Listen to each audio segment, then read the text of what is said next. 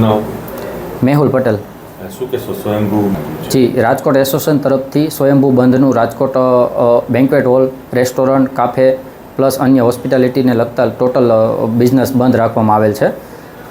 શા કારણોસર બંધ એલાન શું કારણ હતા? છેલ્લા 1.5 મહિનાથી આ રાજકોટ અગ્નિકાંડ બનેલ એ પછી જે વિવાદપસ્ત આપણે જે રેસ્ટોરન્ટને સીલ મારી દીધા છે, જે લીગલ નોટિસ પણ નથી આપી, 3 નોટિસ જે કાયદેસર આપવી પડે એ પણ નથી આપી અને ડાયરેક્ટ સીલ મારી દીધા છે. એના થકી ઘણી હેરાનગતિ છે અને ઘણા યુનિટ અત્યારે બંધ છે.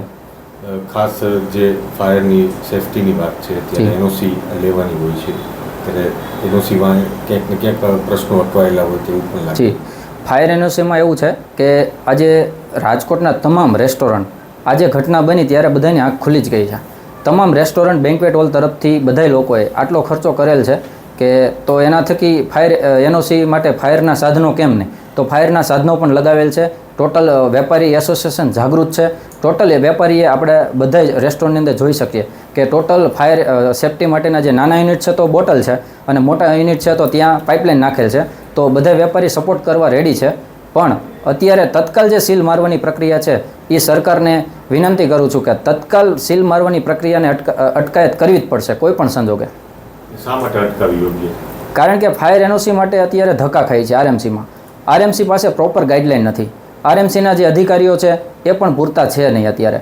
હવે આરએમસી તરફથી જ્યાં સુધી ગાઈડલાઇન નહીં મળે, જ્યાં સુધી એના ઇક્વિપમેન્ટમાં જે ફેરફાર નહીં થાય, જ્યાં સુધી નિયમમાં ફેરફાર નહીં થાય, ત્યાં સુધી ફાયર એનઓસી મળશે નહીં. હવે ફાયરના સાધનો લાગી ગયા છે, ફાયરને જે આગ લાગે છે એ આગ લાગવાથી મતલબ છે, તો આગ લાગે ત્યારે તો આપણી પાસે સાધનો છે ત્યારે તો એ આપણે બુજાવી શકીએ. પણ હવે ફાયર એનઓસીની વાત છે, ત્યાં સુધી યુનિટ બંધ રાખવાનો. તો એના માટે હું રિક્વેસ્ટ કરું છું કે ફાયર એનઓસી ના મળે ત્યાં સુધી તત્કાલ ધોરણે અત્યારે બિઝનેસ ચાલુ કરવાની પરમિશન આપે. એનઓસી માટે જે અટવાયેલા પ્રશ્નો છે, અનેક વખત તમે રજૂઆત કરી છે, શું પ્રતિસાદ મળે છે? અનેક વખત રજૂઆત, આજે આરએમસીમાં 5 થી 6 વાર રજૂઆત કરી, કેટલા એસોસિએશન ભેગા મળીને રજૂઆત કરી, પણ આરએમસી અત્યારે હાથ ઊંચા કરે છે. આરએમસી અધિકારી પાસે કોઈ અધિકાર છે નહીં. આરએમસી અધિકારી એવું કહે છે, ખુદ કમિશનર સાહેબે રજૂઆત કરી, કમિશનર સાહેબને અમે જાણકારી આપી કે ભાઈ સાહેબ અત્યારે જે કંઈ પ્રોબ્લેમ છે એ પ્રોબ્લેમનું સોલ્યુશન તત્કાલ નહીં આવે, પણ તમે જે અત્યારે ઉપર રજૂઆત કરીને કોઈ પણ છૂટછાટ આપો અમને. પણ આરએમસી અધિકારી ખુદ એમ કહે છે કે અમારી પાસે કોઈ ગાઈડલાઇન્સ નથી, અત્યારે અમે કાંઈ કરી નહીં શકીએ, અત્યારે જે કાંઈ કાયદેસર થાય કાયદેસર વિધિથી કરશું અમે.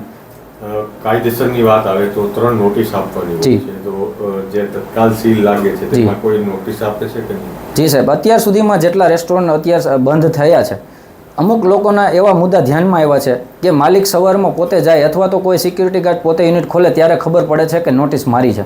એટલે કોઈ પણ જાતની ગાઈડલાઇન પણ નહીં અને કોઈ પણ જાતની નોટિસ પણ નહીં.